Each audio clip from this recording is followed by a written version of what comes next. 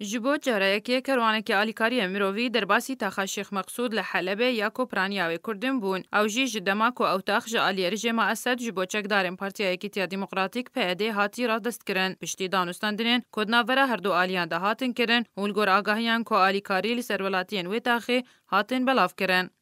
جدرکی تایبت جتا شیخ مقصود جمال پر روز آوانیوز را راگهاند کش بوجاره یکی کاروانک آلیکاری مروی جالی رژیم اسد و دو درباسی و تاخی بو او جی پشتی دانستاندنان ناورا برپرسین رژیم اسد ویم پیاده جبو ریدان به درباس بونا آلیکاری مرویج بو تاخا شیخ مقصود او پشره او آلیکاری درباسی و تاخی بون و هاتن بلاف کرن لسر نشتجین تاخی لگور همان جدری کو درباس بونا آلیکاری مرویج بو و تاخی دسپیکا درباس بونا رژیم یج بو تاخی و را دسکرن او دوره جبو رژیم مینا دورندی یم پشتی رزگار کرن اوانج آلیه چکدارن پیاده بخوینا جوانین کرد